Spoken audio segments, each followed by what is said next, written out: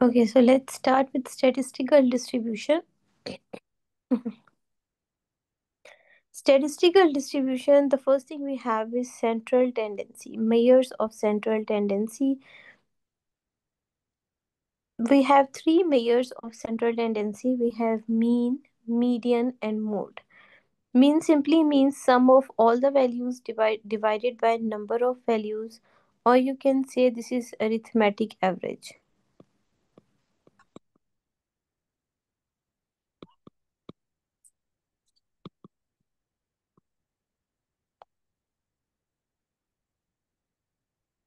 And one important thing regarding mean is this value is most affected by the outliers. Outlier could be the extreme value, it could be the very high or a very low value. But the extreme value, if added into a data set, it can affect mean the most. Last time हमने इसकी एक example की थी. For example, let's do another example. We have a data set.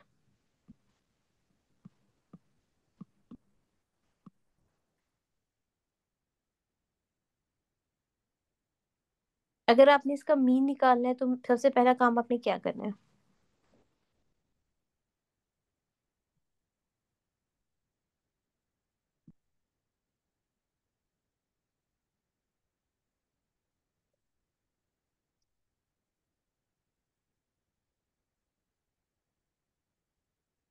Mean निकालने के लिए yes, सबसे सबसे पहले मीन निकालने के लिए आपने डाटा सेट को अरेंज करना। कोई भी अगर आपके पास डाटा सेट है, सबसे पहला काम आपने ये करना होता है कि उसको असेंडिंग ऑर्डर में अरेंज करना होता है। तो इस डाटा सेट को भी सबसे पहले आप अरेंज करेंगे।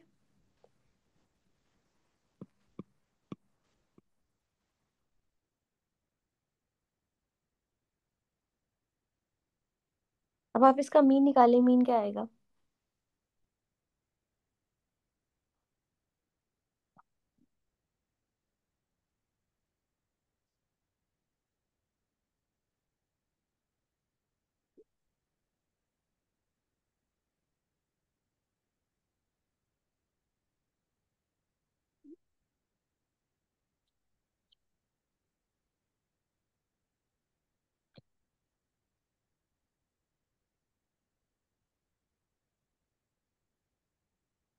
आपके पास मीन 20 आ रहा है।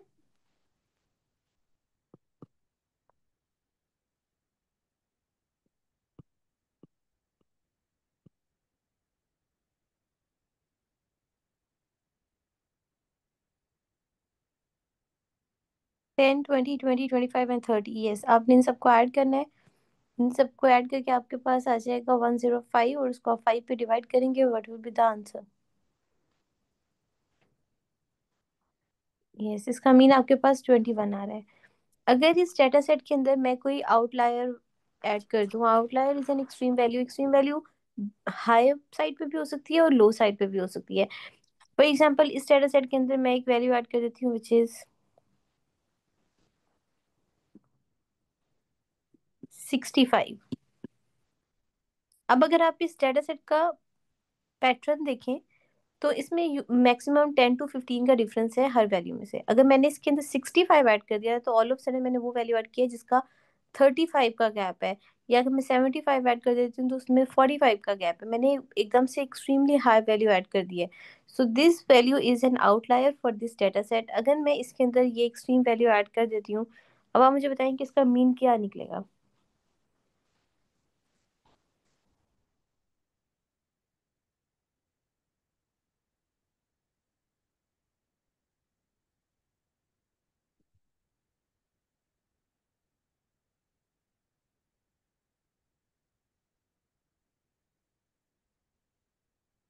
Yes, the mean will be 28।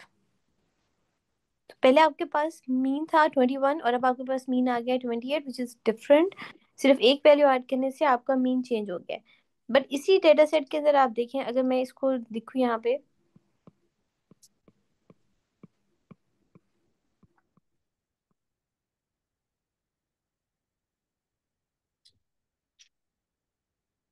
पहले आपने मुझे बताना है कि आउटलायर ऐड करने से पहले इस डेटा सेट का मीडियन क्या है।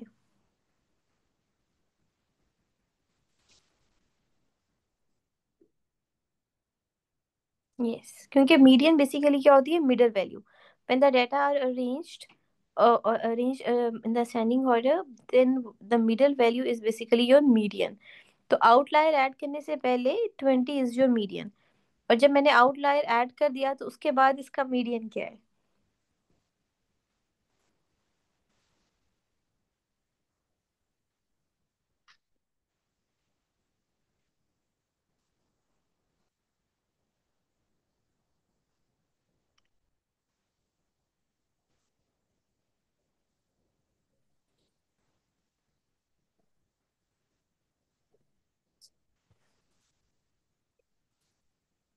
अगर जो इवन वैल्यूज होती हैं, तो अब आउटलायर ऐड करने के बाद आप मीडियन निकालेंगे कैसे।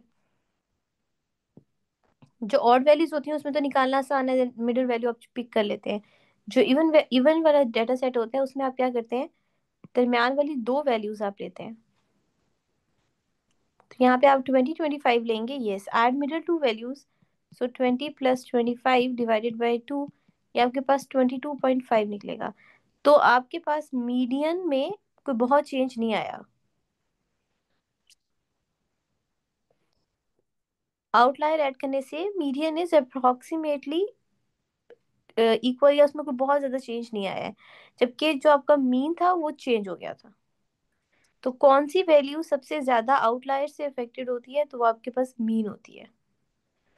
नहीं, 20 25 नहीं होगा, क्योंकि दो इधर हैं और दो एक, मतलब आपने दरमियान वाली दो वैल्यूज लेनी है ना।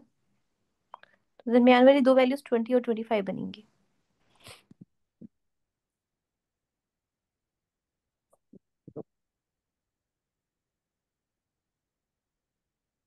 क्लियर।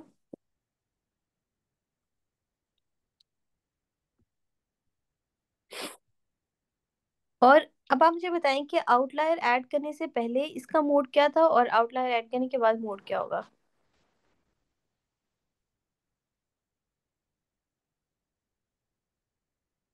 यस, पहले भी आपका आउटलायर 20 है और बाद में भी आपका आउटलायर 20 होगा, क्योंकि सॉरी, पहले भी आपका मोड 20 है और बाद में भी आपको मोड 20 होगा, क्योंकि mode is the most frequently occurring value.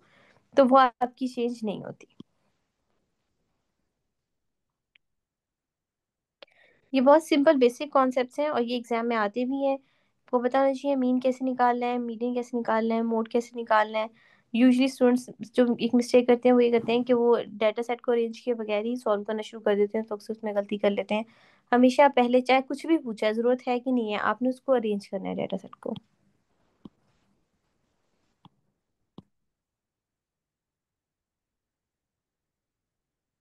उसके बाद आता है आपके पास measure of dispersion.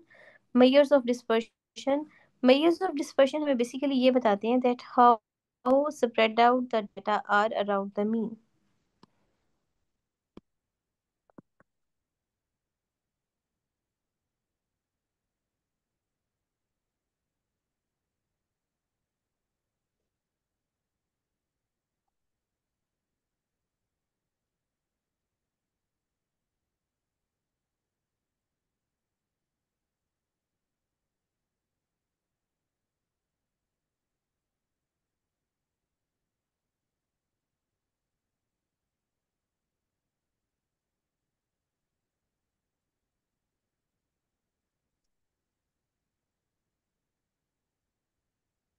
The measure of dispersion will tell you that how spread out the data are around the mean। इसके अंदर आपके पास स्टैंडर्ड डेविएशन होता है, फिर आपके पास इसमें वेरिएंस है, फिर आपके पास इसमें स्टैंडर्ड एरर है। पहले हम देखते हैं कि स्टैंडर्ड डेविएशन क्या होती है।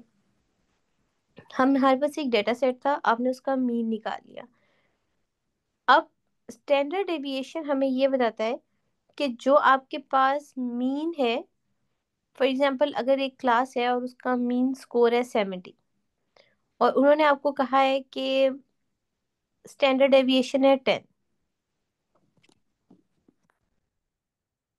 कोई क्लास है, उसका उसके टेस्ट का रिजल्ट आया है, और आपको ग्राफिकली ये बताया गया है कि जो स्टूडेंट्स हैं उनका मीन स्कोर जो है इस सब्जेक्ट में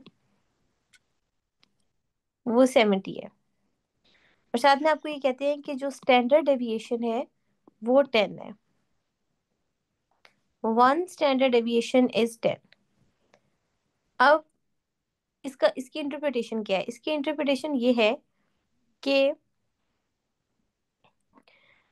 वन स्टैंडर्ड डेविएशन 10 है, तो जो आपका मीन स्कोर होगा उसको आप करेंगे +-10। तो ये आपके पास आ जाएगा, क्या वैल्यूज, क्या रेंज आएगी आपके पास?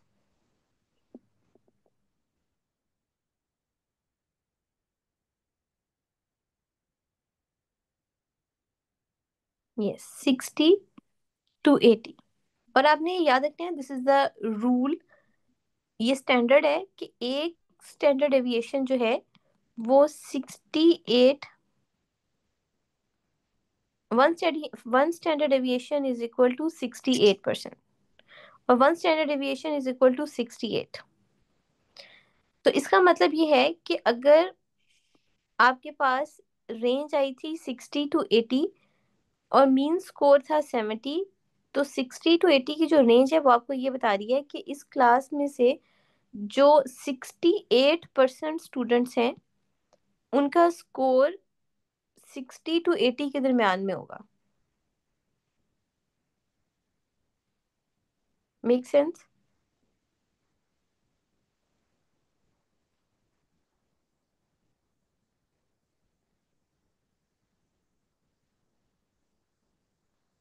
So the percentage of data which is represented by one standard deviation is 68%। जो टू स्टैंडर्ड डेविएशन होती है वो रिप्रेजेंट करती है 95% को। जो थ्री स्टैंडर्ड डेविएशन होती है वो रिप्रेजेंट करती है 99.7% को। ये स्टैंडर्ड रूल है कि जो भी आपके पास वन स्टैंडर्ड डेविएशन है वो आपकी 68% पॉपुलेशन को रिप्रेजेंट कर रही है।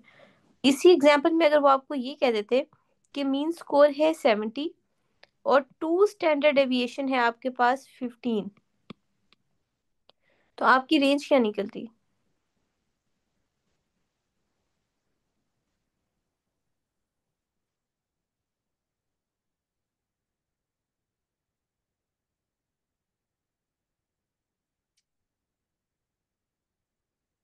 आपको कहते हैं कि आपका मीन स्कोर है 70 और टू स्टैंडर्ड डेविएशन है आपके पास 15, and they are asking you about the range. तो रेंज क्या होती है आपके पास?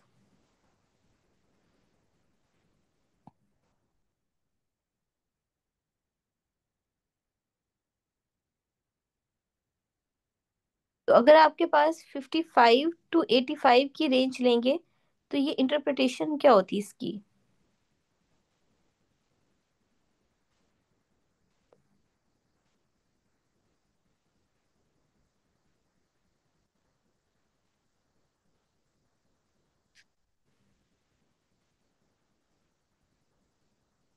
इसकी इंटरप्रिटेशन ये होती, यस, कि 95% स्टूडेंट्स जो हैं उनका जो स्कोर है वो 55 से 85 के दरमियान में आएगा। और अगर वो आपको कहते हैं कि थ्री स्टैंडर्ड डेविएशन 20 है, then what will be your range?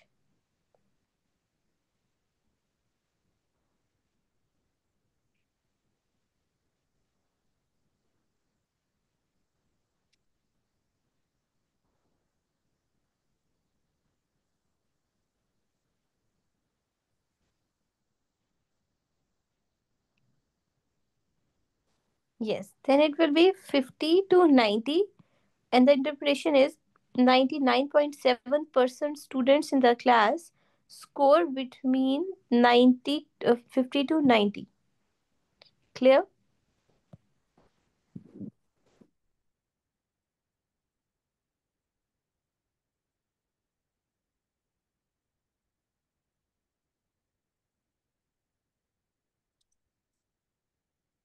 To standard deviation की एग्जांपल मैंने कहा था कि अगर इसी क्वेश्चन में वो आपको कहते हैं कि the two two standard deviation value is 15, तो आपने क्या करना है कि जो मीन है उसमें से +-15 करना है। That turned out to be 55 to 85 range. और हमने एक स्टैंडर्ड सेट किया हुआ है कि two standard deviation is equal to 95%। तो अब इसकी इंटरप्रिटेशन ये होगी कि 95% स्टूडेंट्स का जो स्कोर है वो 55 से 85 के दरमियान में आएगा। क्लियर?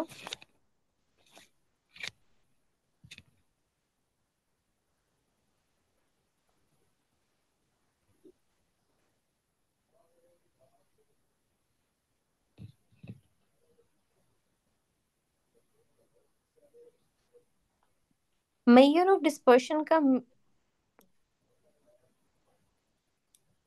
यस, जो भी वैल्यू होगी ना, 2 स्टैंडर्ड डेविएशन या 3 स्टैंडर्ड डेविएशन, उन्होंने आपको दी होगी।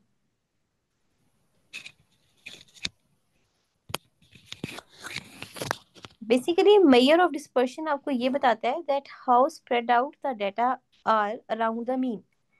उन्होंने आपको एक मीन दिया हुआ है, उस मीन के इर्द गिर्द आपका जो टोटल डाटा है वो कैसे कैसे स्प्रेड आउट हुआ हुआ है, कितनी परसेंटेज किस रेंज में आती है, in simple words. Taking an example, हमने कहा कि आपके पास एक क्लास है और उसका कोई टेस्ट हुआ है। उस पर उन्होंने आपको बताया कि मीन स्कोर जो था, लेट्स सपोज 100 स्टूडेंट्स की एक क्लास है, और उनमें से सारे स्टूडेंट्स के मार्क्स को हमने ऐड किया, टोटल नंबर पे डिवाइड किया, और आपके पास जो मीन स्कोर मिला, वो मीन स्कोर आया आपके पास 50। आपको एग्जांपल उन्होंने कही कि मीन स्कोर इज 50, और फिर उन्होंने कहा कि 1 standard deviation is 5। Standard deviation उन्होंने आपको दी होगी, और वो आपसे कहते हैं कि अब आप मुझे अब बताएं कि व्हाट इज द इंटरप्रिटेशन। तो अब आप मुझे बताएं कि अगर 1 स्टैंडर्ड डेविएशन 5 है, तो इसका मतलब है 50 ± 5, that turn out to be 45 to 55। आपको समझ आ रही है?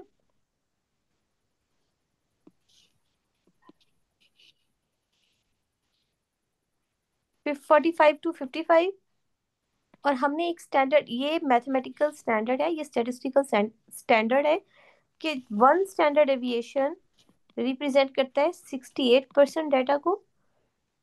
2 स्टैंडर्ड डेविएशन के अंडर आपके पास 95% आते हैं, और 3 स्टैंडर्ड डेविएशन के अंडर आपके पास 99.7% डाटा आता है।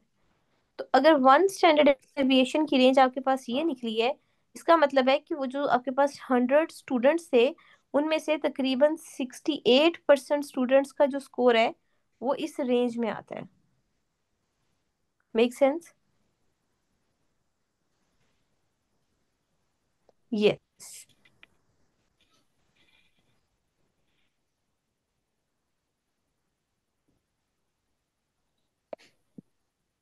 Okay. So when we say measures of dispersion, it means these tell us how spread out the data are around the mean. उसमें आपके पास standard deviation है, which simply means how far data points are from the mean. We have uh, we are done with the example. Standard deviation का एक formula भी है, वो आप याद कर लें। वैसे ऐसा फॉर्मूला आता नहीं है, बट सिंपल फॉर्मूला आप याद कर सकते हैं, which is standard deviation is equal to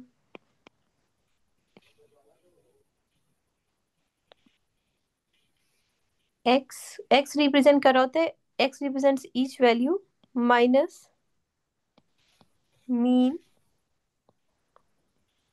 square divided by N, which is the sample size. Usually आपको इसी तरह के सिनेरियोज आते हैं, ये फॉर्मूला आपको नहीं आएगा क्योंकि एग्जाम में बहुत सिंपल क्वेश्चंस आते हैं। दूसरी आपके पास एक टर्म होती है वेरिएंस। वेरिएंस है, इसको आप सिंपल वर्ड्स में याद रख सकते हैं कि जो आपकी स्टैंडर्ड डेविएशन है ना, अगर आप उसका स्क्वायर ले लेंगे तो वो वेरिएंस है। This is the average square deviation from the mean. इसको आप क्लिनिकली इंटरप्रेट करने के लिए यूज नहीं करते। ये this is just an other way of representing standard deviation. Clinically आप मोस्टली इसी चीज को यूज करते हैं। क्लियर?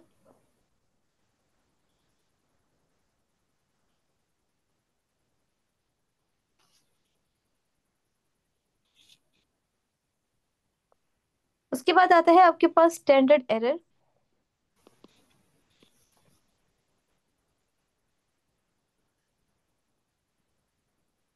स्टैंडर्ड एरर का मतलब है that how precisely your sample mean estimate the true population। और इसका फॉर्मूला भी यही होता है, standard error is equal to standard deviation over the sample size square root.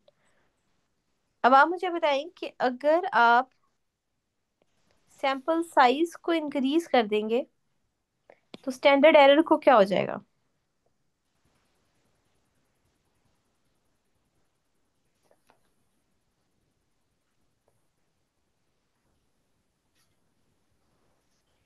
अगर आप सैंपल साइज को इंक्रीज कर रहे हैं तो स्टैंडर्ड एरर को क्या होना चाहिए?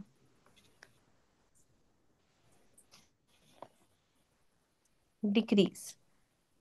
सिंपल वर्ड्स में इसका मतलब ये है कि अगर आप सैंपल साइज बढ़ाते जाएंगे तो आपका एस्टिमेट और ज्यादा प्रिसाइज होता जाएगा और आपके स्टैंडर्ड एरर का चांस और कम होता जाएगा।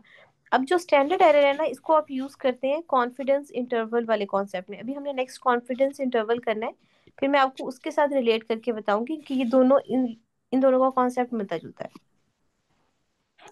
But the main thing you need to remember over here कि जैसे जैसे आप सैंपल साइज बढ़ाते जाते हैं स्टैंडर्ड एरर कम होता जाता है।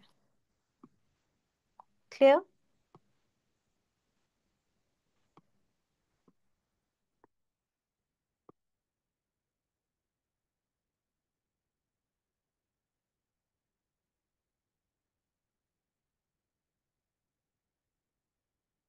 लास्ट में हमने स्टैंडर्ड एरर को डिस्कस किया है। स्टैंडर्ड एरर आपको बताता है that how precisely your sample mean estimate the true population mean. Let me tell you an example. ये हमने इसको आप यूं समझें कि आपके पास आप कोई स्टडी कंडक्ट कर रहे हैं on a height of 1000 population. आपके पास सैंपल साइज है 1000 पॉपुलेशन का और आपने इसकी हाइट पे कोई स्टडी करनी है। अब या इससे भी बड़ी पॉपुलेशन हो सकती है, 10,000 की भी हो सकती है, but let's take an example कि 1000 की है और आपने हाइट पे स्टडी करनी है। अब टेक्निकली 1000 लोगों की प्रिसाइजली हाइट मेजर करना पॉसिबल नहीं है इन दिस एग्जांपल। तो आप क्या करते हैं, आप इसमें से कोई 100 रैंडम लोगों को निकाल लेते हैं और उनकी हाइट मेजर करते हैं और आप उसका मीन निकाल लेते हैं और आप ये कहते हैं कि जो मीन निकला है ये मोर और लेस ये जो 1000 है इनको भी रिप्रेजेंट कर, कि जो इसका मीन निकला है वो भी इसका मीन भी इससे मिलता जुलता ही निकलना था या इसके करीब ही निकलना था। तो आपने अपने सैंपल साइज का जो मीन है उसको ट्रू पॉपुलेशन का मीन कंसीडर कर लिया। क्लियर?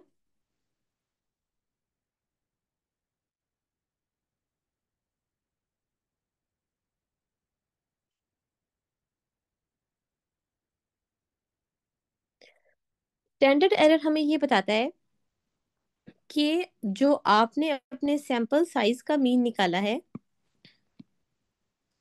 वो कितना प्रिसाइजली आपकी ट्रू पॉपुलेशन को रिप्रेजेंट कर रहा है, कितना close to the true population है ये।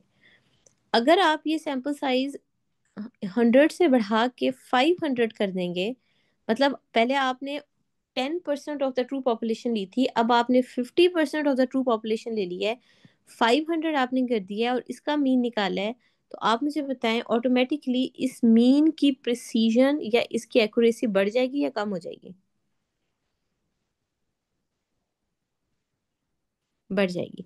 तो स्टैंडर्ड एरर आपको ये बताता है how precisely your sample mean estimate the true population mean.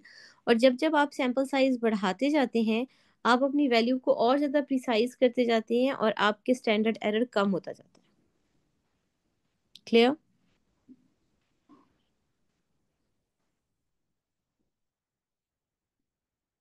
Standard error increase mean the value is less precise.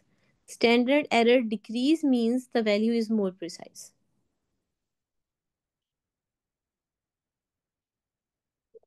These 2 points are clear to all of you.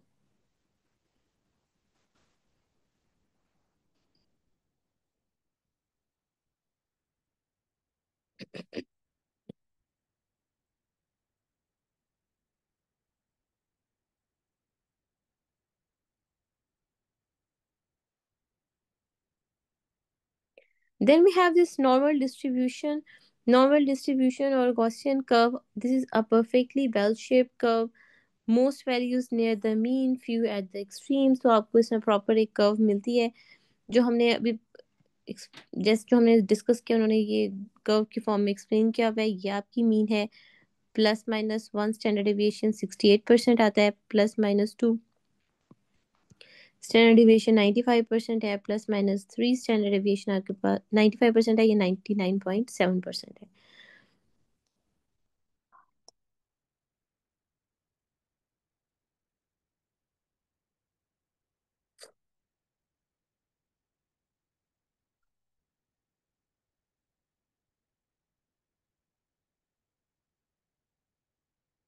उसके बाद आपके पास आती है ये तो है आपके पास एक नॉर्मल डिस्ट्रीब्यूशन का। Now let's talk about some situations जिसमें आपके पास नॉन नॉर्मल डिस्ट्रीब्यूशंस आती हैं, जिसमें आपके पास बाई मॉडल पैटर्न आ सकता है, positive skewed and negative skewed. By model का मतलब क्या होता है कि अगर आपके पास दो पीक्स आ रही हैं, नॉर्मली आपके पास एक पीक आती है, there is going to be one peak normally, but अगर आपके पास दो पीक्स आ रही हैं तो उसको आप कहते हैं बाई मॉडल। इसका मतलब है कि इस डेटा सेट के अंदर दो पीक पॉपुलेशंस हैं। ये ज़्यादातर, जिस अगर हम हॉस्किन लिम्फोमा की एग्जांपल लें, तो उसमें आपके पास या तो बहुत यंग एज में वो कॉमन है या बहुत ओल्ड एज में कॉमन है, तो उसमें पॉपुलेशन की दो पीक्स हैं। तो अगर उसका डाटा सेट आप बनाएंगे, उसकी डिस्ट्रीब्यूशन कर्व आप बनाएंगे, तो आपको बाई मॉडल मिलेगी। इसी तरह अगर आप फास्ट एसिटाइलेटर्स और स्लो एसिटाइलेटर्स को कंपेयर करें, again you are going to have two peaks. ये एग्जाम में पूछते हैं। तो जब भी आप कोई दो पॉपुलेशंस को कंपेयर कर रहे होते हैं या दो एक्सट्रीम्स को कंपेयर कर रहे होते हैं, उसमें आपको दो पीक्स मिलती हैं, उसको आप कहते हैं बाई मॉडल। या सिंपल वर्ड्स में आप कह सकते हैं कि बाई मॉडल कर्व जो है वो आपको दो डिफरेंट पॉपुलेशंस को रिप्रेजेंट कर रही होती है। क्लियर?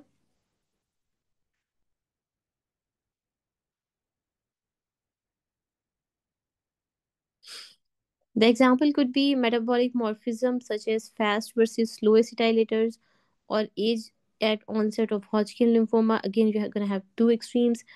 और suicide rate by age, you are going to have two extremes. या वो बहुत टीनेजर्स में कॉमन होता है या ओल्ड एज में जाके कॉमन होती है सुसाइड का रिस्क। उसके बाद आपके पास आती है पॉजिटिव सिक्यूड। पॉजिटिव सिक्यूड में आपके पास जो टेल होती है, इट्स टूवर्ड्स राइट। आप यहाँ पे देखें, the tail is towards right.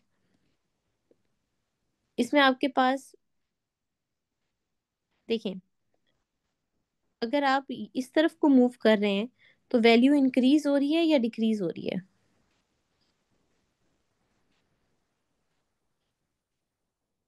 Increase हो रही है। तो अगर आप इस कर्व को देख के अगर एस्टिमेट करेंगे, तो सबसे बड़ी वैल्यू किसकी है?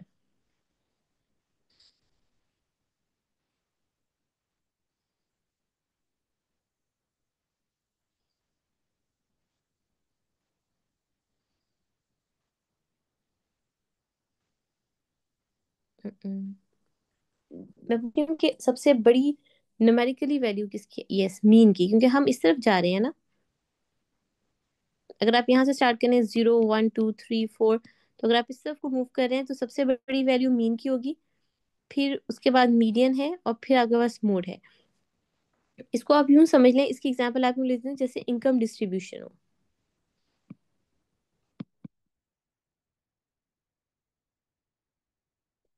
अब जब हम किसी भी पॉपुलेशन की इनकम डिस्ट्रीब्यूशन को देखेंगे, तो बहुत कम लोग ऐसे होते हैं जिनकी जिनकी वैल्यू जिनके पास बहुत पैसे होते हैं। तो अगर आप देखेंगे तो मीन जो है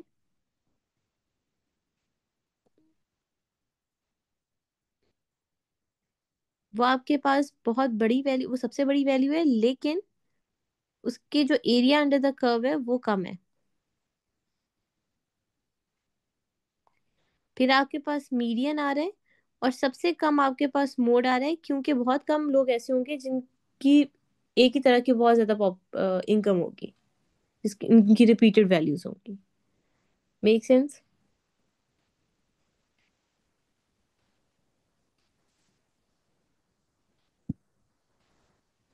तो इसमें याद रखने वाली बात यह है कि जब हम पॉजिटिव सिक्यूड डिस्ट्रीब्यूशन कर्व को देखते हैं, तो सबसे बड़ी वैल्यू मीन की होती है, फिर मीडियन आता है, फिर मोड आता है।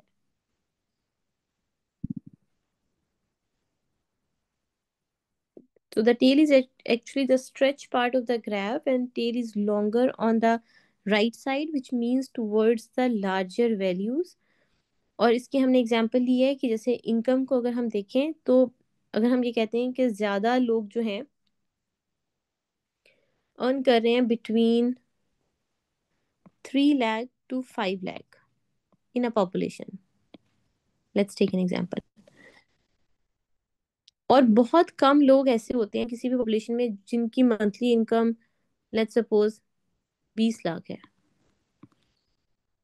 एक एवरेज इनकम जो है ज्यादातर लोग जो कमा रहे हैं वो 3 से 5 लाख कमा रहे हैं। और जो हाई अर्नर्स हैं जो are actually pulling the tail towards the right, क्योंकि राइट साइड की तरफ जो टेल जा रही है वो हायर वैल्यू को रिप्रेजेंट कर रही है।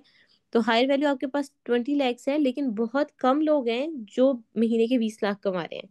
तो जो एरिया अंडर द कर्व है वो आपको छोटा मिलेगा, क्योंकि कम पॉपुलेशन इतने कमा रही है बट टेल आपको इस साइड पे मिल रही है। Make sense?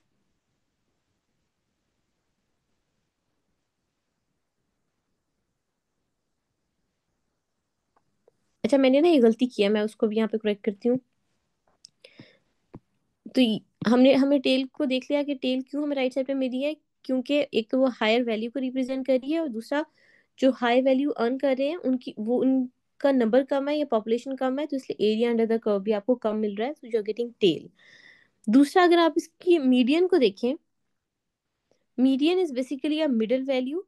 मिडिल वैल्यू जो हमने ऑलरेडी देखा कि ऑन एवरेज 3 से 5 लाख ज्यादा लोग कमा रहे हैं, तो एक मिडिल वैल्यू या मीडियन जो है वो स्लाइटली हायर है, but it is not affected much by the outlier. So ज्यादातर पॉपुलेशन जो है आपको एक मिडिल लेवल की पॉपुलेशन आपको इतने पैसे कमाते हुए मिल रही है। उसके बाद आपके पास आता है mode. Mode is now the most common value. जब हम डाटा सेट का भी मोड लेते हैं तो मोड वो होती है जो वैल्यू जो बार बार रिपीट हो रही होती है। तो यहाँ पे हमने कहा है कि जो आपकी ज्यादातर पॉपुलेशन है वो 3 से 5 लाख कमा रही है, तो अगर आप मोड जो है वो अगर आप ग्राफ में भी देखें तो मोड आपको पीक पे मिल रहा है, विच मीन्स जो सबसे मैक्सिमम एरिया है या सबसे मैक्सिमम पॉपुलेशन है वो ये मोड के अंडर आ रही है। क्लियर?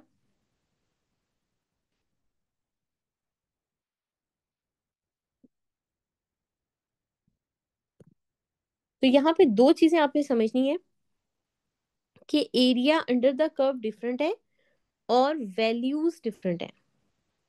अगर मैं ये कहूँ कि सबसे ज्यादा एरिया अंडर द कर्व कहाँ पे है, तो सबसे ज्यादा area under the curve mode पे है, क्योंकि मोड वाली वैल्यू सबसे ज्यादा रिपीट हो रही है। बट अगर मैं कहूँ कि हाईएस्ट वैल्यू किसकी है, तो वो हाईएस्ट वैल्यू मीन की है, क्योंकि जो मीन है वो आपको राइट साइड पे टेल की साइड पे मिल रहा है, या ये वो पॉपुलेशन है जो मैक्सिमम अर्न कर रही है और टेल टेल को राइट की तरफ लेके जा रही है। बट अगर उसका आप एरिया अंडर द कर्व देखें तो वो आपको कम मिल रहा है। क्लियर?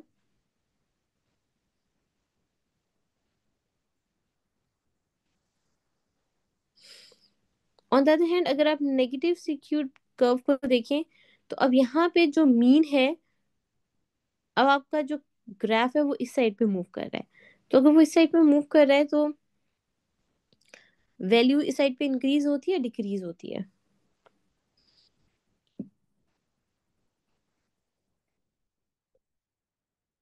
डिक्रीज होती है। तो अब यहाँ पे अगर आप देखें तो सबसे ज्यादा वैल्यू किसकी है?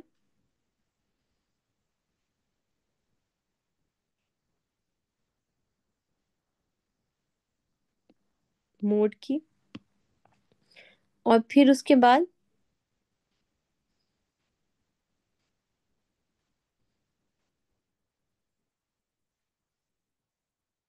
मीडियन की। और फिर आपके पास मीन आता है।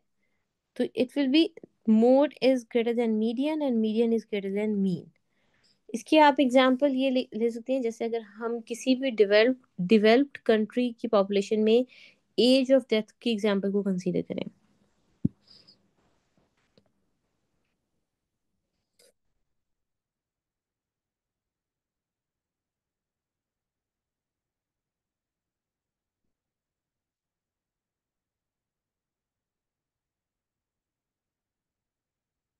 अब जो पॉपुलेशन सबसे डिफरेंट डाटा या ये जो आपकी सिक्यूर्ड वाली ये जो टेल है ये बेसिकली एक तरह से आपके आउटलायर्स भी होते हैं। जो बाकी पॉपुलेशन से थोड़े डिफरेंट हैं। जैसे यहाँ पे ये जो आउटलायर थे, ये वो थे जो 20 लाख कमा रहे थे, बाकी 3 से 5 लाख कमा रहे थे। अब यहाँ पे ये आपके आउटलायर्स हैं, ये वो लोग होंगे जो कम होंगे उस पॉपुलेशन में, but they are going to make an impact. तो अब ये आउटलायर या ये जो टेल है, ये आपकी जो है वो लेफ्ट साइड पे है। तो ये आउटलायर्स की रेंज जो वैल्यू जो है, ये हाई होगी, लो होगी?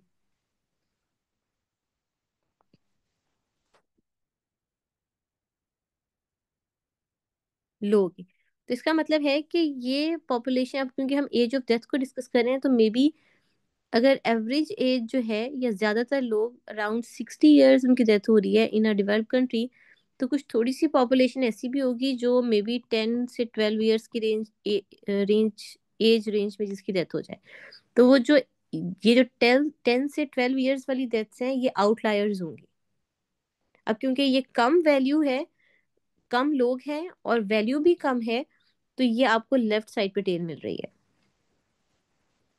Make sense?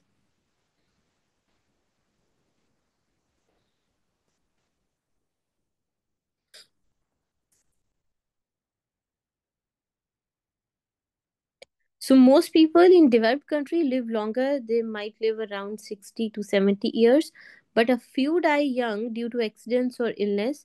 तो वो जो few young deaths हैं at a very low age pull the tail of the curve towards the left side or the negative side. I hope this concept is now clear to all of you.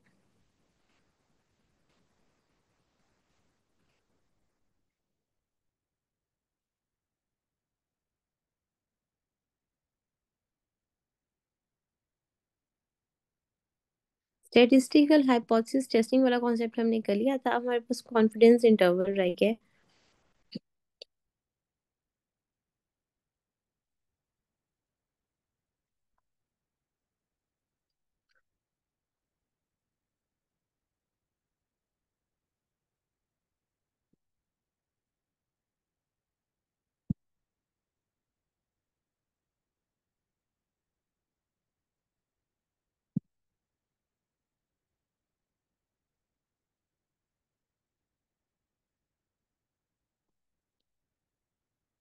Confidence interval की simple definition ये होती है, range in which 95% of the repeated measurements would expected to fall।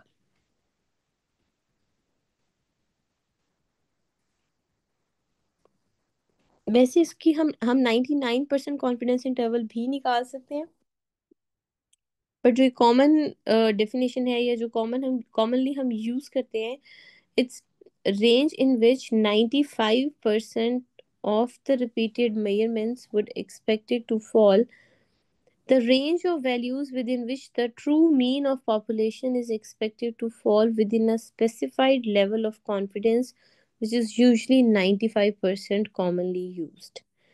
Confidence interval का formula उन्होंने आपको दिया हुआ है, x which is the mean sample, plus minus z, the z score, you can get this from normal distribution, it is usually 1.6 1.96 95% के लिए। और अगर आपने 99 के लिए निकालना है तो z कांस्टेंट है, इट विल बी 2.58। तो ये कांस्टेंट वैल्यू है। और उसको मल्टीप्लाई करते हैं with standard error. Standard error हमने पीछे डिस्कस कर लिया है। This is actually the how different or how far your mean is from the true population mean। सो अब इसको हम डिस्कस करेंगे कि कॉन्फिडेंस इंटरवल होता क्या है। Again take an example of 100 students, और उनका मीन स्कोर है 70। वन स्टैंडर्ड डेविएशन है आपके पास 10। उन्होंने आपसे कहा कि इसका निकालें आप स्टैंडर्ड, आपसे कह रहे हैं कि इसके आप निकालें 95% कॉन्फिडेंस इंटरवल। तो वो आपके पास क्या आएगी?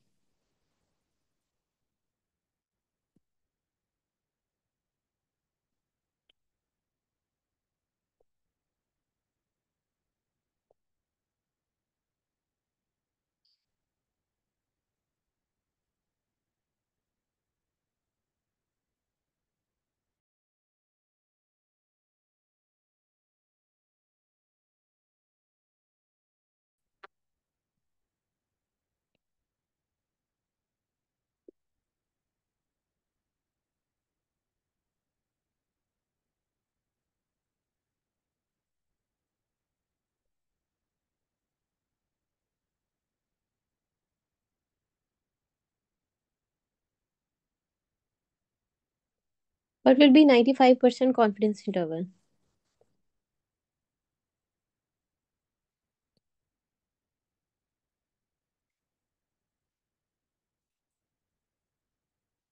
कॉन्फिडेंस इंटरवल का फॉर्मूला, 95% कॉन्फिडेंस इंटरवल का फॉर्मूला हमने किया था mean plus minus ji into standard error.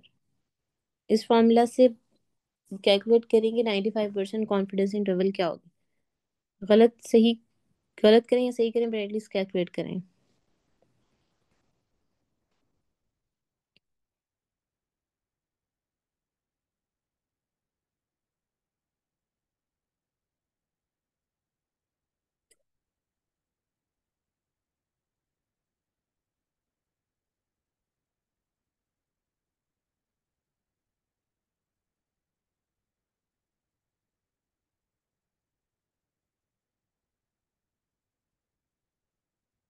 Hello.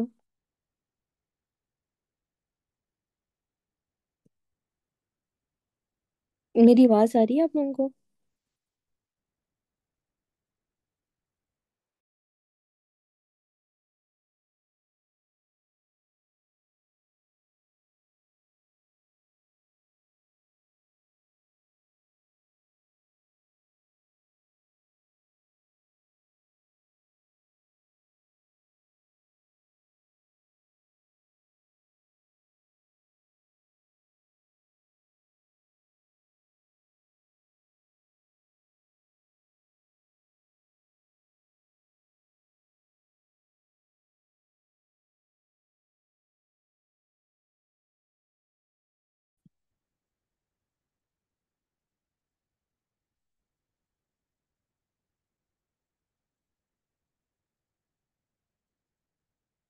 All of you can see the screen.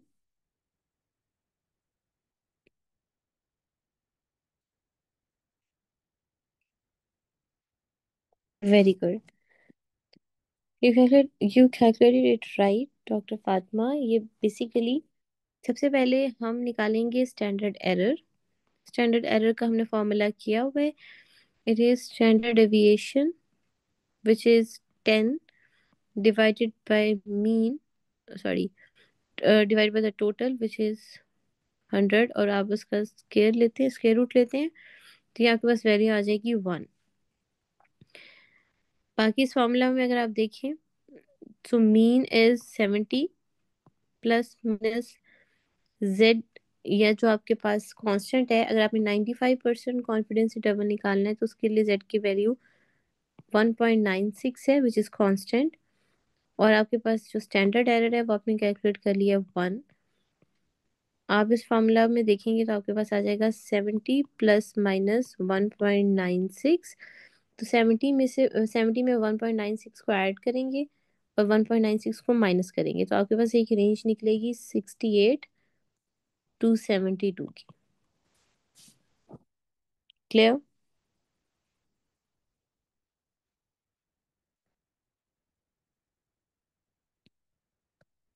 अब इसका मतलब क्या है? इसका मतलब ये है, जब मैंने 68 to 72 की एक रेंज निकाल ली है तो उसको मैं कहूँगी we are 95% confident that the true population mean lies between 68 to 72%.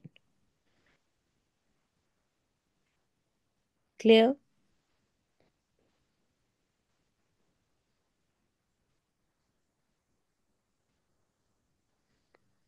The interpretation is we are 95% confident that the true population mean lies between 68 and 72।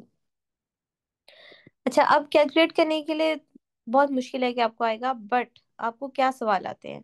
ये जो 3 पॉइंट्स है ना, ये वाले जो पॉइंट्स हैं, ये एग्जाम में बहुत ज्यादा आते हैं।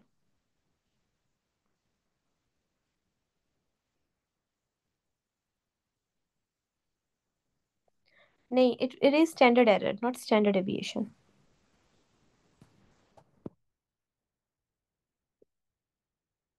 आपने ये फॉर्मूला निकालना है, ये फॉर्मूला यूज करना है। अब ये जो बेसिकली जो एग्जाम में आपसे पूछा जाएगा ना, वो ये इंटरप्रिटेशन पूछी जाएगी, और ये बहुत पूछी जाती है। इसमें आपने याद रखना है कि कब आपकी 95% कॉन्फिडेंस इंटरवल सिग्निफिकेंट होती है, और कब आपकी 95% कॉन्फिडेंस इंटरवल की वैल्यू नॉट सिग्निफिकेंट होती है। या आप इसको ये कह सकते हैं कि कब नल हाइपोथेसिस रिजेक्टेड होती है और कब नल हाइपोथेसिस एक्सेप्टेड होती है। नल हाइपोथेसिस रिजेक्टेड का मतलब ये था कि अगर नल हाइपोथेसिस रिजेक्ट हो गया तो इसका मतलब है ऑल्टरनेटिव हाइपोथेसिस एक्सेप्ट हो गई है। और ऑल्टरनेटिव हाइपोथेसिस आपको ये बताई थी कि जो डाटा आपने रिप्रेजेंट किया वो सही है। तो जब हम ये कहते हैं कि नल हाइपोथेसिस रिजेक्ट हो गई है, तो इसका इनडायरेक्टली मतलब ये है कि आपने जो डाटा प्रेजेंट किया वो सिग्निफिकेंट है। Make sense?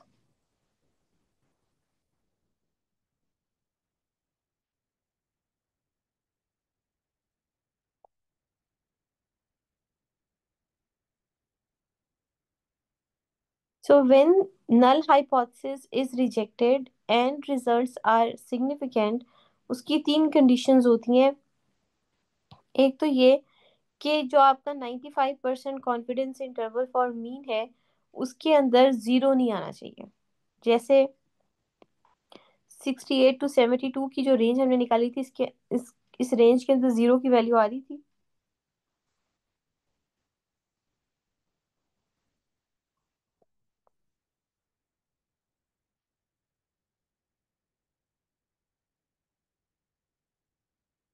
इसका मतलब है कि ये सिग्निफिकेंट है। तो पहला तो रूल ये है कि आपका जो मीन है, जो 95% कॉन्फिडेंस इंटरवल का जो मीन डिफरेंस है उसके अंदर जीरो नहीं आना चाहिए। दूसरा, जो आपके पास 95% कॉन्फिडेंस इंटरवल ऑड्स रेशो या रिलेटिव रिस्क निकलता है उसके अंदर वन भी नहीं आना चाहिए। अगेन, अगर आप ये रेंज देखें इसके अंदर वन की वैल्यू आ रही है।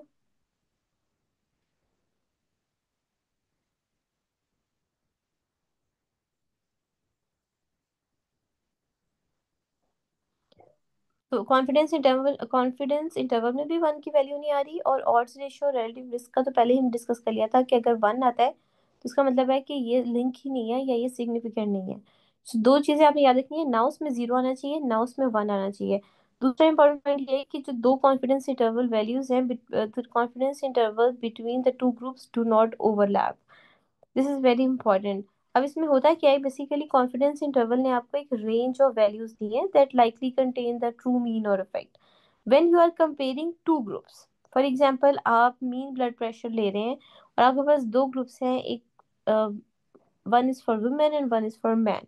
तो अब आपने दो ग्रुप्स को कंपेयर किया है। हर ग्रुप की अपनी मीन होनी चाहिए और अपना ही कॉन्फिडेंस इंटरवल होना चाहिए। अगर दो कॉन्फिडेंस इंटरवल्स आपस में ओवरलैप कर रहे हैं, मतलब जो आपने वुमेन और मेन वाले दो ग्रुप लिए हैं, अगर उनका कॉन्फिडेंस इंटरवल आपस में ओवरलैप कर रहा है, it means that the two ranges share some common value. So we can't be sure that the true mean of the true sorry so we are not sure that the true means of the two population are truly different. The overlap basically suggests the difference might just be due to chance.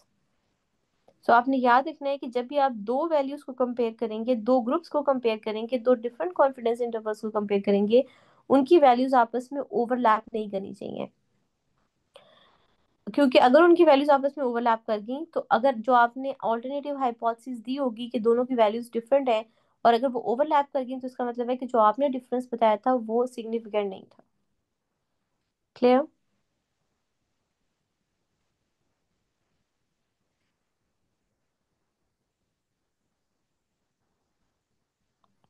और ये अगर आपको ये तीन interpretations याद हो गई हैं तो बाकी तीन याद करना तो बिल्कुल आसान है। उसी के ऑपोजिट है कि नल हाइपोथेसिस कब एक्सेप्ट होती है। नल हाइपोथेसिस एक्सेप्ट होने का मतलब ये है कि आपका रिजल्ट अब सिग्निफिकेंट नहीं है। ये एक मिस्टेक थी, टेक्निकल मिस्टेक थी पुराने एडिशन में, अब न्यू एडिशन में आई थिंक नहीं है। Null hypothesis is accepted which means that results are not significant। ये कब कब होगा? अगेन, अगर आपको 95% कॉन्फिडेंस इंटरवल जो है उसके अंदर जीरो आ जाए, उसके अंदर वन आ जाए, या जो दो ग्रुप्स की वैल्यूज हैं वो आपस में ओवरलैप कर जाए, तो फिर इसका मतलब है कि आपका नल हाइपोथेसिस एक्सेप्ट हो गया है। या इसका मतलब है कि जो डिफरेंस आपने सजेस्ट किया था या जो ऑल्टरनेटिव हाइपोथेसिस आपने दी थी वो सिग्निफिकेंट नहीं है। क्लियर?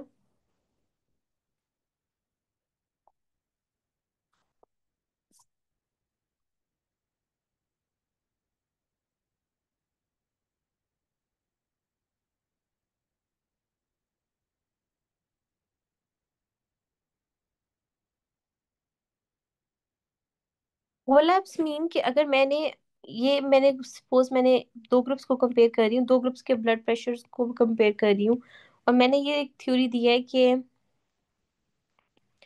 बीटा ब्लॉकर देने से जो वुमेन वाला ग्रुप है उसका ब्लड प्रेशर ज्यादा कम होता है as compare to the main group. This is my theory. मैंने अगर दोनों का कॉन्फिडेंस इंटरवल निकाला है, तो दोनों की जो कॉन्फिडेंस इंटरवल की वैल्यू है वो आपस में ओवरलैप नहीं करनी चाहिए। क्योंकि अगर ये दोनों रेंज आपस में ओवरलैप कर गई तो उसका मतलब है कि जो डिफरेंस मैंने निकाला था कि ये ज्यादा कम होता है as compare to this group, वो फिर सिग्निफिकेंट नहीं रहेगा। तो जो थर्ड पॉइंट है ये वहां पे एप्लीकेबल होता है जहां पे आप दो ग्रुप्स को कंपेयर कर रहे होते हैं।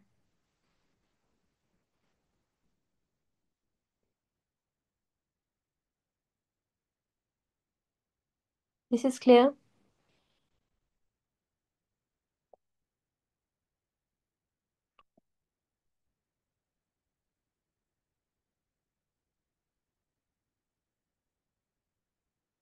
अच्छा, इसमें अब एक और इंटरेस्टिंग चीज ये है कि जैसे जैसे मैं सैंपल साइज बढ़ाती जाऊंगी, स्टैंडर्ड एरर को क्या होता जाएगा।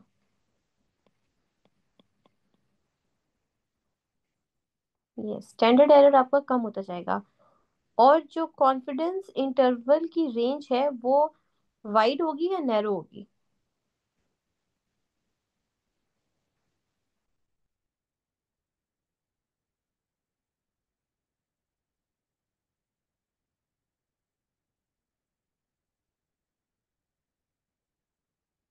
What will happen to confidence interval range?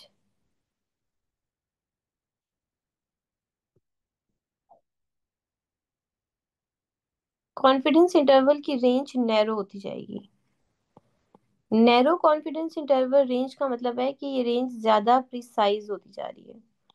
जैसे अगर मैं कहती हूँ कि मेरे पास एक रेंज है 20 to 50 की, जो भी आप किसी अगर मैं कोई अपनी पॉपुलेशन में से कोई भी एक इंसान निकालूंगी और उसका मैं मीन लूंगी, देयर इज अ 95% चांस कि वो इस रेंज में फॉल करेगा। बट अगर मैंने इस रेंज को नैरो कर दिया, विच मीन्स मैं कहती हूँ 45 to 50 की रेंज है मेरे पास, तो अब मेरी रेंज क्या हो गई है।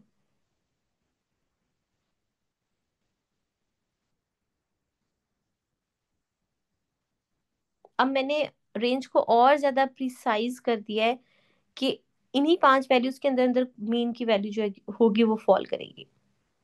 तो जितना आप सैंपल साइज बढ़ाते जाते हैं, जितना आप स्टैंडर्ड एरर को कम करते जाते हैं, आपकी कॉन्फिडेंस इंटरवल उतनी ज्यादा प्रिसाइज या रेंज उतनी ज्यादा नैरो होती जाती है। क्लियर।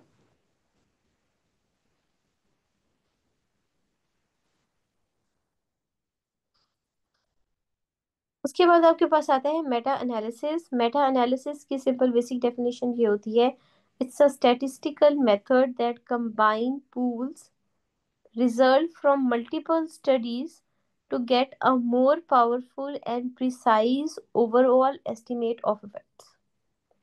तो बेसिकली आप डिफरेंट स्टडीज या डिफरेंट पूल्स को कंबाइन करते हैं, या डिफरेंट रिजल्ट्स को फ्रॉम मल्टीपल स्टडीज कंबाइन करते हैं, और उसके जब आप डिफरेंट स्टडीज को कंबाइन करेंगे you gonna get a more powerful and precise overall estimate of the effect. ये हम मेटा एनालिसिस करते क्यों हैं, ताकि आप पावर या प्रिसीजन को बढ़ा सके, आप जनरल आप एक्सटर्नल वैलिडिटी को बेहतर कर सकें, और अगर कोई स्मॉल इफेक्ट्स भी हैं लेकिन कंसिस्टेंट इफेक्ट्स हैं, आप उनको भी पिक कर सकें। अब लिमिटेशंस क्या होती हैं मेटा एनालिसिस की। मेटा एनालिसिस लिमिटेशन ये होती है कि इसमें पब्लिकेशन बायसेस का रिस्क ज़्यादा होता है, क्योंकि जितनी स्टडीज आप इकट्ठी कर रहे हैं उन सब के साथ बायसेस भी आ रहे हैं। इसके अलावा जो क्वालिटी होती है मेटा एनालिसिस की वो डिपेंड करती है जो आप स्टडीज इंक्लूड कर रहे हैं उन पे। अगर आप हाई क्वालिटी की स्टडीज को कंबाइन नहीं कर रहे तो आपका मेटा एनालिसिस अच्छा नहीं होगा। So basically, the thing that you need to remember, you are combining multiple studies to determine overall effect of sorry, let's take an example कि आप ये देख रहे हैं कि कोई पर्टिकुलर ड्रग है, उसका इफेक्ट है या नहीं। तो उसके लिए आपने क्या किया, इस ड्रग पे जो डिफरेंट स्टडीज हुई थी, मल्टीपल स्टडीज जो थी, आपने उनको पिक किया और उन सबको कंबाइन करके एक ओवरऑल एनालिसिस निकाला। तो उसको आप कहते हैं मेटा एनालिसिस। तो अब ये जो आपके पास मेटा एनालिसिस आया है, this is this will give you a combine और overall effect of this particular drug. Clear?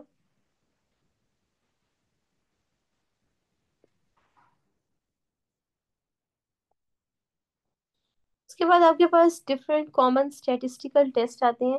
इसमें आपके पास टी टेस्ट है, इनोवा है, Fisher exact sorry Fisher exact और शाई स्क्वेयर टेस्ट है।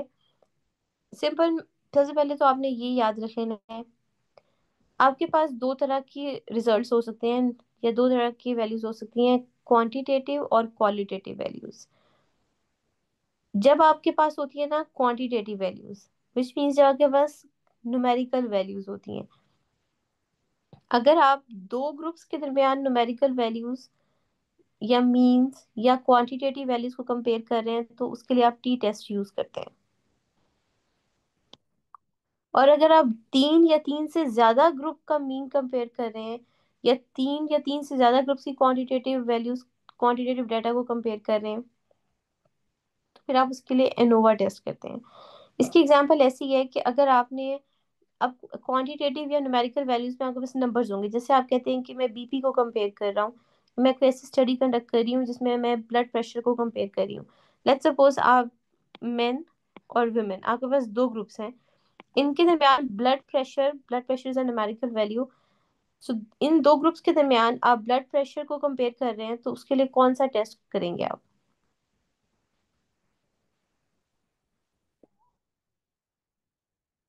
T test.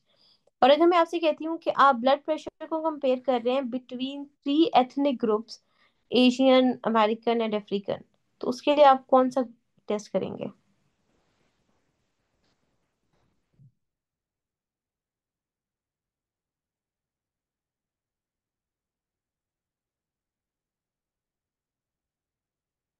ANOVA, yes. तो जब आप दो ग्रुप्स के दरमियान वैल्यूज को कंपेयर कर रहे होते हैं, it's going to be quantitative values को कंपेयर कर रहे होते हैं, इट्स टी टेस्ट। और जब आप तीन या तीन से ज्यादा ग्रुप्स के दरमियान क्वांटिटेटिव वैल्यूज को कंपेयर करेंगे, तो वो एनोवा आ जाएगा। फिर आपके पास आते हैं, अगर लेट्स सपोज आपके पास क्वांटिटेटिव फिगर्स नहीं, आपके पास क्वालिटेटिव वैल्यूज हैं। क्वालिटेटिव वैल्यूज क्या होती हैं, जैसे इसमें आप ना कंपेयर करते हैं परसेंटेजेस में, या फिर आप कहते हैं कि हाई मीडियम लो, या आप कहते हैं कि इतने परसेंट ज्यादा है या इतने परसेंट कम है। इसमें ना आपके पास एग्जैक्ट फिगर या एग्जैक्ट वैल्यू नहीं होती, इसमें ना कंपैरिजन होता है। जैसे कि ये वैल्यू इससे इतने परसेंट ज्यादा है, या ये हाई है, या ये मीडियम है, ये लो है। तो इस तरह के जो वैल्यूज होती हैं, उन्हें आप कहते हैं प्रोपोर्शंस, या कैटेगोरिकल, या क्वालिटेटिव वैल्यूज। अगर आप दो ग्रुप्स के दरमियान क्वालिटेटिव वैल्यूज को कंपेयर कर रहे हैं या प्रोपोर्शंस को कंपेयर कर रहे हैं, तो उसका उसके लिए आप करेंगे यूज फिशर एग्जैक्ट टेस्ट। और अगर आप लार्ज सैंपल साइज में क्वालिटेटिव वैल्यूज को कंपेयर कर रहे हैं या कैटेगोरिकल प्रोपोर्शंस को कंपेयर कर रहे हैं, तो उसके लिए आप करेंगे यूज शाई स्क्वेयर। फॉर एग्जाम्पल, अगर आपके पास आता है, you are comparing the percentage of smokers versus non smoker in a small sample, sorry, two groups नहीं, इसमें आप स्मॉल सैंपल साइज और लार्ज सैंपल साइज लेते हैं। तो अगर आपके पास एक स्टडी है जिसमें आप कंपेयर कर रहे हैं percentage of smokers versus non smokers, but in a small sample group, तो उसके लिए आप कौन सी स्टडी करेंगे?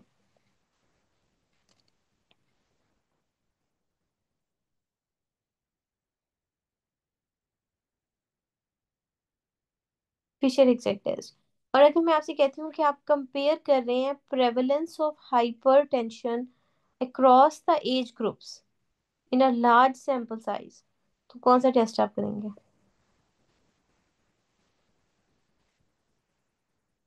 शायद square. So this is clear.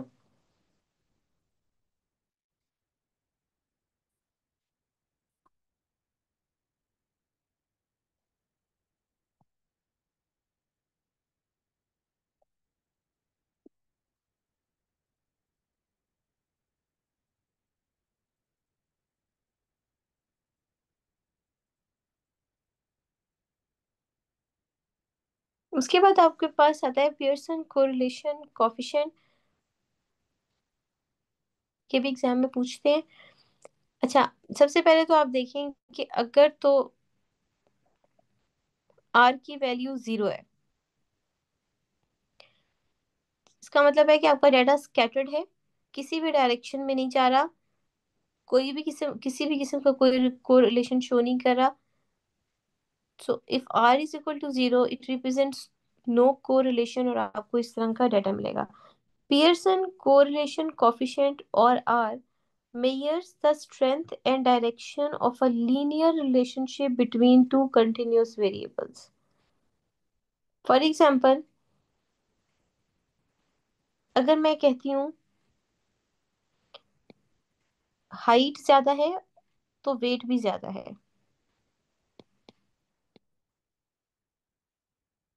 और जब मैं एक पॉपुलेशन पे ये टेस्ट करती हूँ कि जिनकी हाइट ज्यादा है उनका वेट भी ज्यादा है क्या, और मुझे लगता है कि यस, जिसकी हाइट ज्यादा थी उसका वेट भी ज्यादा था, तो ये पॉजिटिव कोरिलेशन होगा नेगेटिव कोरिलेशन होगा?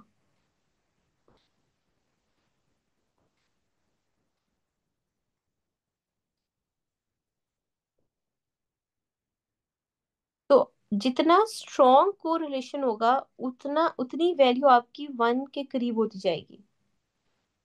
One is obviously an ideal thing, ideal तो आपको कम ही मिलता है, तो आप मैक्सिमम आर की वैल्यू जो है वो 0.8 कंसीडर कर लेते हैं नियरेस्ट टू वन। सो ये जैसे अगर आप देखें कि जब मैंने हाइट ज्यादा हो रही है तो वेट भी ज्यादा हो रहा है, कि डाटा जब प्लॉट किया इस ग्राफ पे तो मुझे ये पॉजिटिव कोरिलेशन मिली, और ये मेरे ज्यादा जो थे, if not exactly at one point, but ये करीब करीब मिले, और मैंने ये कहा कि इसकी आर की वैल्यू है 0.8 and it is representing strong positive correlation. On the other hand अगर मैं कहती हूँ कि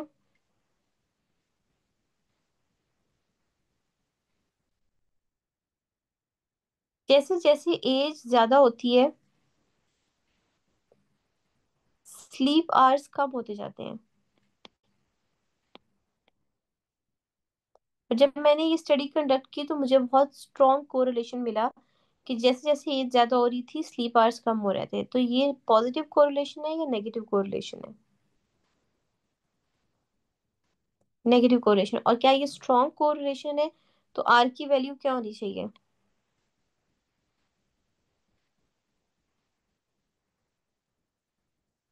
यस, नियर टू वन और 0.8, बट दिस टाइम नेगेटिव,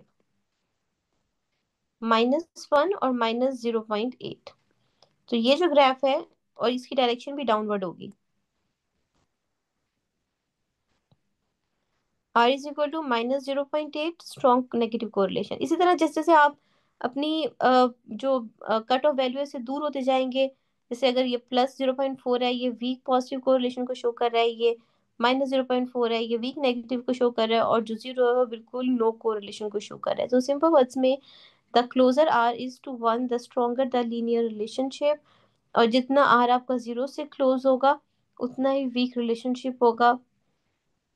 और आर का भी जितना पहले हमने किया था, स्टैंडर्ड डेविएशन का स्क्वायर लिया था तो उसको हमने कहा था वेरिएंस है, इसी तरह अगर आप आर का स्क्वायर लेंगे तो वो भी आपको वेरिएंस की वैल्यू रिप्रेजेंट करेगा।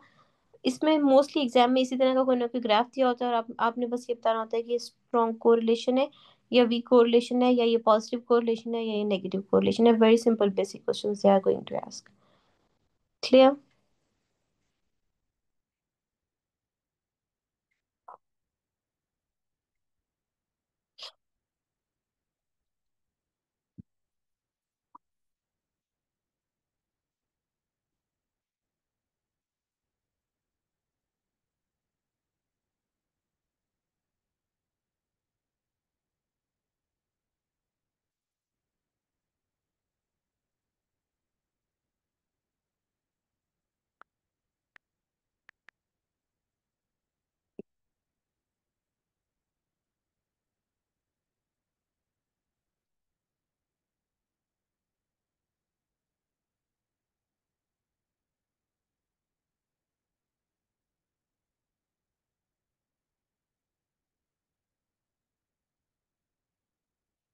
हमारे आई थिंक ये दो ग्राफ रह गए हैं, डेमोग्राफिक ट्रांजिशन और केप्लान मायर, राइट?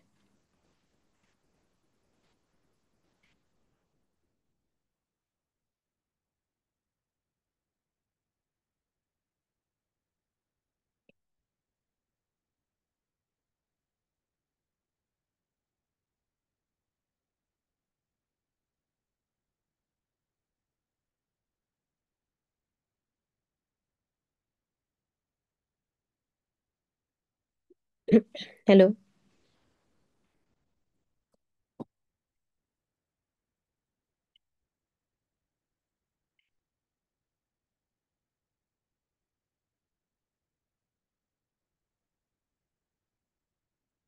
तो पहले अब हम ये डेमोग्राफिक ट्रांजिशन वाली ग्राफ देखते हैं। इन दोनों पे वैसे सवाल आता है कि प्लान वाले पे भी आता है और डेमोग्राफिक वाले पे भी आता है। सिंपल बेसिक क्वेश्चंस होते हैं, कोई बहुत कॉम्प्लिकेटेड नहीं होते। आप यूवर जब सॉल्व करेंगे ना, आपको कुछ बहुत कॉम्प्लिकेटेड कॉम्प्लेक्स क्वेश्चंस भी मिलेंगे। एग्जाम में, रियल एग्जाम में इस तरह के नहीं आते हैं। रियल एग्जाम में अगर आप, जितना मैंने आपको बता दिया ना, अगर आपको ये बेसिक्स भी आपकी क्लियर होंगे ना, तो अपने मैक्सिमम क्वेश्चंस आप पिक कर सकेंगे। अब हमारे पास डेमोग्राफिक ट्रांजिशन में बेसिकली क्या है, this the demographic transition model describes how population birth and death rates, how the population birth and death rates change as country develops economically. कोई भी जो कंट्री होती है, उसकी जब इकोनॉमिक ग्रोथ होती है, तो उसमें बर्थ और डेथ रेट किस तरह चेंज होते हैं, it can be described by this demographic transition model. अब इसमें तीन तरह की आपकी स्टेजेस हो सकती हैं: high stationary, early expanding and classic triangle which is with a wide based and then we have a top.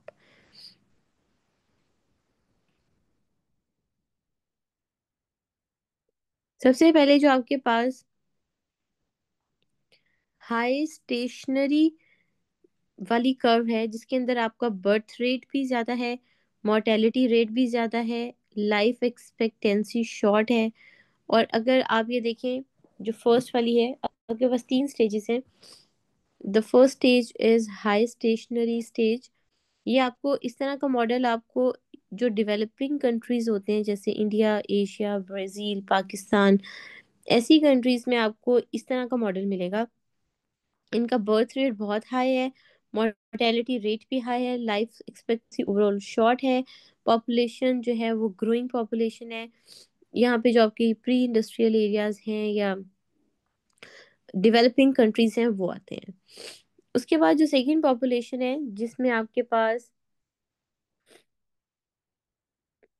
Expanding population है, जो जैसे कि आपको, या इसको आप कह सकते हैं, जो आपके पास डेवलप्ड कंट्रीज होते हैं जैसे यूएसए, कनाडा, ऑस्ट्रेलिया, जिनका बर्थ रेट भी कम है, जिनका डेथ रेट भी कम है, लाइफ एक्सपेक्टेंसी लॉन्गर है, और इस ये काइंड ऑफ स्टेबल पॉपुलेशन है। इसमें चाइना की एग्जांपल भी आ सकती है। तो उनमें आपको इस तरह का, या ये स्टेज टू या एक्सपेंडिंग पॉपुलेशन मिलेगी। स्टेज थ्री जो है, ये आपके पास वो लोग होते हैं जिनमें अम, जिनकी स्टेशनरी पॉपुलेशन होती है।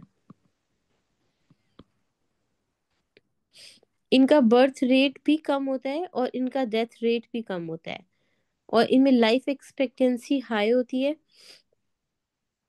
या और इनकी एग्जांपल्स में आपके पास जापान, जर्मनी, जिनकी क्योंकि ये वो कंट्रीज हैं जिनमें बर्थ रेट कम है और क्योंकि डेथ रेट भी कम है, तो इस पॉपुलेशन में आपको ज़्यादातर एज्ड पॉपुलेशन मिलेगी। ये पॉपुलेशन आपके पास डिक्लाइनिंग पॉपुलेशन होगी। सॉरी, इसको आप स्टेशनरी नहीं, इसको आप डिक्लाइनिंग कहते हैं। So this will be your stationery.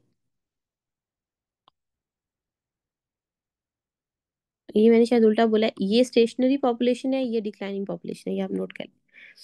Declining population जो है उसमें बर्थ रेट आपका कम होगा और डेथ रेट जो है वो भी आपका कम होगा। इसमें आपको ज्यादातर एजिंग पॉपुलेशन मिलेगी, लाइफ एक्सपेक्टेंसी इनकी हाई होगी। The common examples are Japan and Germany. Clear?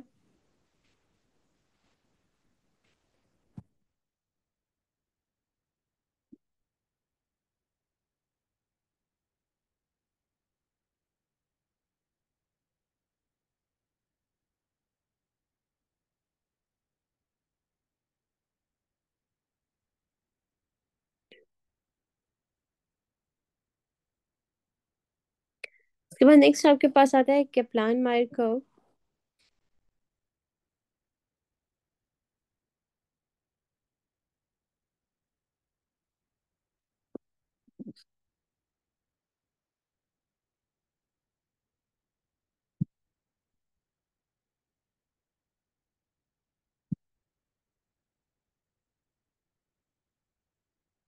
Kaplan Meier curve का बेसिकली मतलब क्या होता है? It is use to estimate probability of survival over time. जैसे अगर आप इस कर्व को देखें, इसमें एक आपके पास कंट्रोल ग्रुप है और एक आपके पास वो ग्रुप है जिसको आपने ड्रग दी है या ट्रीटमेंट दी है। ये सिंपल वर्ड्स में आप ऐसे कह सकते हैं कि जो कंट्रोल ग्रुप है वो ग्रुप है जिसको आपने ट्रीट नहीं किया, जो अनट्रीटेड ग्रुप है, और ये वाला ग्रुप वो है जिसको आपने ट्रीट किया है। जब आपने ओवर टाइम दोनों की प्रोबेबिलिटी सर्वाइवल को कंपेयर किया तो आपको क्या मिला? फॉर एग्जाम्पल आपके पास दो ग्रुप से, आपके पास 100 लोग हैं जिनको MI हुआ है। इनको आपने दो ग्रुप्स में डिवाइड कर दिया, 50-50 के दो ग्रुप्स में। जो ये वाले 50 लोग हैं इनको आपने ट्रीटमेंट दिया या ड्रग दी, और ये वाले 50 लोग जो हैं इनको आपने कोई ट्रीटमेंट नहीं दिया। ये आपका कंट्रोल ग्रुप है, ये आपका ड्रग वाला ग्रुप है। अब आपने इन दो ग्रुप्स को कंपेयर किया है और ओवर टाइम इनका सर्वाइवल निकाला है। वो आप निकालते हैं through Kaplan Meier curve. Clear?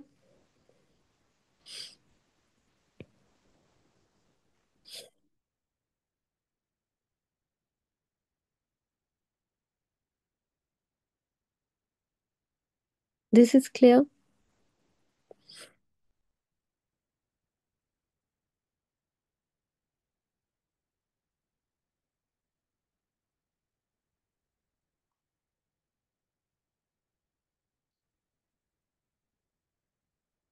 अब अगर आप इस ग्राफ को पढ़ें,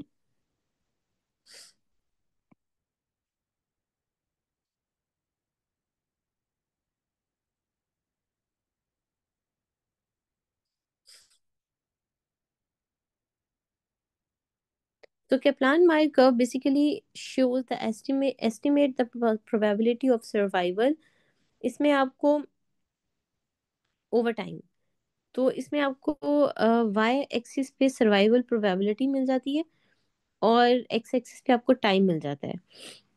अगर आपने, मैं आपसे ये कहती हूँ कि क्योंकि एक्स एक्सिस पे टाइम है तो मैंने इसको डिवाइड किया 0, after 10 years, after 20 years, after 50 years। दो ग्रुप से मेरे पास दो ग्रुप से मेरे पास जिनको MI हुआ था, एक को आपने ट्रीटमेंट दिया, एक को आपने ट्रीटमेंट नहीं दिया। मैंने 10 साल के बाद देखा कि दोनों में कि सर्वाइवल प्रोबेबिलिटी क्या है। अब अगर मैं ये कंट्रोल ग्रुप देख रही हूँ जिसको मैंने ट्रीटमेंट नहीं दिया था, इसकी सर्वाइवल प्रोबेबिलिटी क्या आ रही है मेरे पास?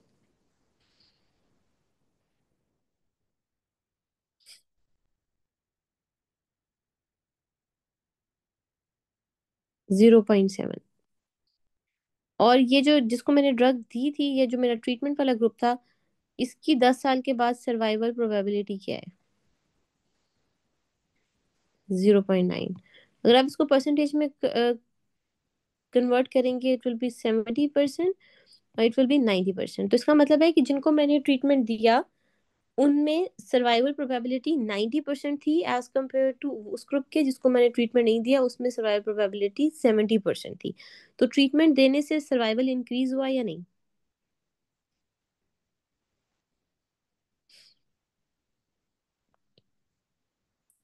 सो ये जो सर्वाइवल प्रोबेबिलिटी ओवर टाइम है, it is represented by Kaplan Meier curve. ये आपको कैप्लान मायर कर्व रीड करनी आनी चाहिए। So basically it is use for displaying time to event data. अगर जो हर डिप होती है वो कोई ना कोई इवेंट रिप्रेजेंट कर रही होती है, जैसे डेथ रिप्रेजेंट कर रही है। और इसमें जो है जो स्टैटिस्टिकल सिग्निफिकेंस है of the difference is tested by log rank test और कॉक्स रिग्रेशन। ये बस आपको नाम पता हो तो काफ़ी है, इसकी डिटेल में जाने की ज़रूरत नहीं है। कि जो आप इससे डाटा कलेक्ट करेंगे उसको फिर आप आगे टेस्ट कर सकते हैं बाय लॉग रैंक टेस्ट और कॉक्स रिग्रेशन। क्लियर?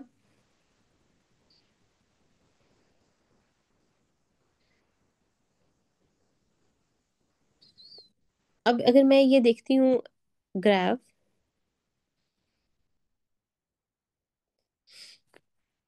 जितना, जैसे अगर हम यहाँ पे देखें तो जितनी स्टीप कर्व होती जाएगी उतनी सर्वाइवल प्रोबेबिलिटी को क्या होगा?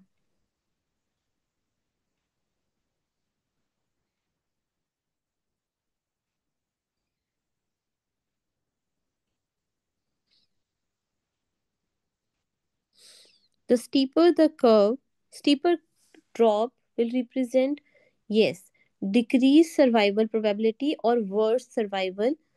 और जितनी फ्लैट कर्व होती जाएगी, या जितनी जल्दी आप फ्लैट प्लेटू अचीव कर लेंगे, क्योंकि मैंने कहा था कि हर डिप आपको डेथ, कोई ना कोई इवेंट रिप्रेजेंट कर रही होती है जैसे कि डेथ।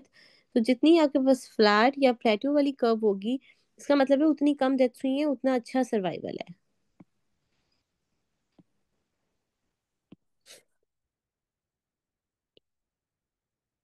क्लियर?